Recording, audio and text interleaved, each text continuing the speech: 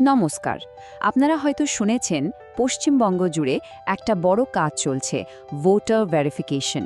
এর নাম দেয়া হয়েছে স্পেশাল ইন্টেন্সিভ রিভিশন, বা ছোট করে বললে SIR। নামটা শুনে একটু জটিল লাগতেই পারে, কিন্তু চিন্তা করবেন না। আজকে আমরা একদম সহজভাবে ধাপে ধাপে বুঝে নেব যে পুরো ব্যাপারটা কি। তো সবার মনেই নিশ্চয়ই প্রশ্নটা ঘুরে বেড়াচ্ছে, তাই না? হঠাৎ করে পুরো পশ্চিমবঙ্গের প্রত্যেক ভোটারকে আবার ভেরিফাই করা হচ্ছে কেন? আসল কারণটা কি? চলুন আগামী কয়েক মিনিট ধরে আমরা এই প্রশ্নেরই উত্তর খুঁজব আর পুরো প্রসেসটাকে ভেঙে চুরে দেখব। এত বড় একটা বিষয়কে সহজভাবে বুঝতে হলে ভেঙে ভেঙে দেখাই ভালো, তাই আমরা পুরো আলোচনাটাকে এই 5টা ভাগে ভাগ করে নিয়েছি। প্রথমেই দেখব CSIR কি আর কেন, তারপর 2002-এর বেঞ্চমার্ক রোলের ব্যাপারটা, তারপর আসবে আমাদের কি করণীয় মানে ফর্ম আর BLOর ভূমিকা, এরপরে শুনানির প্রসেস, আর শেষে কিছু ডিজিটাল টুলস আর জরুরি টিপস। চট করে শুরু করা যাক। আচ্ছা, তবে শুরু করা যাক আমাদের প্রথম সেকশন দিয়ে। স্যার, ব্যাপারটা কি আর কেন? মানে RSIR হলো ভোটার লিস্ট আপডেট করারই একটা প্রসেস, কিন্তু সাধারণ বার্ষিক আপডেটের থেকে অনেক অনেক বড়। একদম ঘরে ঘরে গিয়ে প্রত্যেক ভোটারকে ভেরিফাই করা। নির্বাচন কমিশন বলছে 2026-এর বিধানসভা নির্বাচনের আগে ভোটার লিস্টটাকে একদম শুদ্ধ বা ভুলমুক্ত করে তোলাই লক্ষ্য। আর তাদের মতে 2002-এর পর এত বড় স্কেলে এই কাজ আর হয়নি। এখন একটা প্রশ্ন খুব উঠছে, এই SIR কি তাহলে NRCর মতো কিছু? দেখুন, আইনের চোখে উত্তরটা হলো না। SIR এর কাজ শুধু ভোটার লিস্ট ঠিকঠাক করা, কারণ নাগরিকত্ব ঠিক করা নয়। কিন্তু হ্যাঁ, একটা বিতর্ক আছে। কিছু রাজনৈতিক দল বলছে যে যাদের নাম আনম্যাচড হবে তাদের উপরে প্রমাণ দেওয়ার যে চাপটা আসছে সেটা নাকি NRCর মতোই হয়ে যাচ্ছে। এই জন্য তারা এটাকে ডিফ্যাক্টো NRC বলে সুপ্রিম কোর্টের বিরোধিতাও করেছে। এবার আমরা আসছি পুরো প্রসেসটার সবথেকে গুরুত্বপূর্ণ আর হয়তো সবথেকে বিভ্রান্তিকর অংশে। এই যে এত কথা হচ্ছে, এর কেন্দ্রবিন্দুতে রয়েছে একটা 23 বছর পুরনো লিস্ট, 2002 সালের ভোটার লিস্ট। জাস্ট ভাবুন একবার, কাজটার স্কেলটা কি? রাজ্যের প্রায় 7.66 কোটি, মানে 8.25 কোটি ভোটারের সবার ডিটেলস একটা 23 বছর পুরনো লিস্টের সাথে ম্যাপিং করা হচ্ছে। এই 2002-এর লিস্টটাই হচ্ছে আসল মাপকাঠি বা বেঞ্চমার্ক। তো এই ম্যাচিংয়ের ফলে দুটো গ্রুপ তৈরি হচ্ছে, ম্যাচড আর আনম্যাচড। ব্যাপারটা সহজ, যার নাম 2002-এর লিস্টে পাওয়া যাবে সে ম্যাচড, তার জন্য প্রসেসটা এগিয়ে যাবে সহজে। আর যার নাম পাওয়া যাবে না সে হবে আনম্যাচড। আর আসল চ্যালেঞ্জটা কিন্তু এখানেই। আর এখন যে নম্বরটা বলবো সেটা শুনে আপনারা হয়তো অবাক হয়ে যাবেন। পশ্চিমবঙ্গের মোট ভোটারের কত শতাংশ আনম্যাচড জানেন? 68%। হ্যাঁ, ঠিকই শুনছেন, 68%। এর মানে হলো রাজ্যের অর্ধেকেরও বেশি ভোটারকে একটা হিয়ারিংয়ে যেতে হবে নিজের যোগ্যতা প্রমাণ করার জন্য। সংখ্যাটা সত্যিই বিশাল, তাই না? যাই হোক, এত তো গেল কি আর কেন। এখন আসল কথায় আসি, একজন ভোটার হিসেবে ঠিক কি করতে হবে। এই সেকশনে আমরা BLO আর এনিউমারেশন ফর্ম নিয়ে বিস্তারিতভাবে কথা বলবো।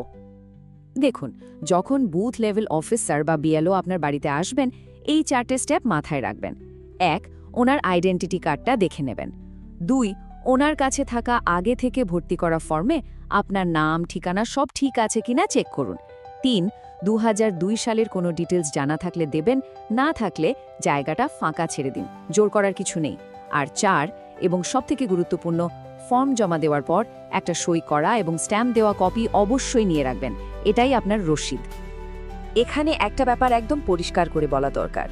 এই প্রথম পর্যায়ে, মানে যখন BLO বাড়িতে আসছেন, ওনাকে কোনো ডকুমেন্টের ফটোকপি যেমন আধার বা ভোটার কার্ড কিছুই দিতে হবে না। কোনো ডকুমেন্ট দেওয়া কিন্তু এখন নিষিদ্ধ। শুধু সই করা ফর্মটা জমা নেবেন আর আপনাকে রসিদটা দেবেন, ব্যাস। এই ব্যাপারটা কিন্তু খুব ভালো করে মনে রাখবেন। আচ্ছা, এবার ধরা যাক কারুর নাম আনম্যাচড লিস্টে এলো, তখন কি হবে? ভয় পাওয়ার কিছু নেই। এরপর একটা নির্দিষ্ট প্রসেস আছে। এই সেকশনে আমরা সেই শুনানি, নোটিশ আর অ্যাপিলের ব্যাপারগুলোই বুঝে নেব। কিছু জরুরি তারিখ আছে, এগুলো একটু নোট করে নিতে পারেন। এই যে বাড়িতে বাড়িতে গিয়ে সার্ভে করার কাজ, সেটা শেষ হবে 4 ডিসেম্বর 2025-এর মধ্যে। তারপর একটা খসড়া লিস্ট বেরোবে 9 ডিসেম্বরে। আর সব দাবি আপত্তি জমা দেওয়ার লাস্ট ডেট হচ্ছে 8 জানুয়ারি 2026। আর একদম ফাইনাল লিস্ট পাবলিশ হবে 7 ফেব্রুয়ারি 2026-এ। এবার এই টেবিলটা দেখুন, ব্যাপারটা একদম জলের মতো পরিষ্কার হয়ে যাবে, কখন ডকুমেন্ট লাগবে আর কখন লাগবে না। বিএলও ভিজিটের সময় কোনো ডকুমেন্ট লাগবে না, শুধু সই করা ফর্ম। কিন্তু যখন ইয়ারও শুনানিতে ডাক পড়বে, তখন কিন্তু ওই স্ট্যাম্প দেওয়ার রসিদ, আপনার ভোটার কার্ড এবং লিস্টে দেওয়া আরও কিছু প্রয়োজনীয় ডকুমেন্ট নিয়ে যেতে হবে। ধরুন শুনানির পর ইয়ারও কারোর নাম বাদ দেওয়ার সিদ্ধান্ত নিলেন, তারপরও কিন্তু রাস্তা বন্ধ নয়, একটা সঠিক আপিল প্রসেস আছে। প্রথমে 15 দিনের মধ্যে ডিস্ট্রিক্ট ম্যাজিস্ট্রেটের কাছে আপিল করা যাবে। সেখানেও যদি কাজ না হয়, তাহলে তারপর দ্বিতীয় আপিল করা যাবে পশ্চিমবঙ্গের চিফ ইলেকটোরাল অফিসার মানে সিইওর কাছে। চলুন এবার আমরা একদম শেষ পর্বে চলে এসেছি। এখানে আমরা কিছু ডিজিটাল টুলস আর ফাইনাল কিছু টিপস নিয়ে কথা বলবো, যা আপনার কাজটাকে অনেকটা সহজ করে দিতে পারে। টেকনোলজি কিন্তু এখন আমাদের সবার হাতে, এর সুবিধে নিতে হবে। যেমন সিও ওয়েস্ট বেঙ্গলের অফিসিয়াল ওয়েবসাইটে গেলে আপনারা 2002 সালের ওই ভোটার লিস্টটা দেখতে পারবেন। ভোটার পোর্টালে গিয়ে অনলাইনে ফর্ম জমা দেওয়া যায়। ECINET নামে একটা অ্যাপও আছে, যেটা দিয়ে ফর্ম জমা, স্ট্যাটাস চেক বা বিএলওর সাথে কন্ট্যাক্ট করা সব হয়। আর কোনো অসুবিধা হলে ভোটার হেল্পলাইন নম্বর 1950-তে ফোন তো করাই যায়। তো পুরো আলোচনার পর যদি 5টা সবথেকে জরুরি কথা বলতে হয়, তাহলে সেগুলো হলো: 1. এনুমারেশন ফর্মটা অবশ্যই জমা দিন। 2. বিএলও থেকে স্ট্যাম্প দেওয়ার রসিদটা নিতে ভুলবেন না। 3. বিএলওকে কোনো ডকুমেন্ট দেবেন না। 4. যদি শুনানির জন্য ডাক আসে অবশ্যই যাবেন।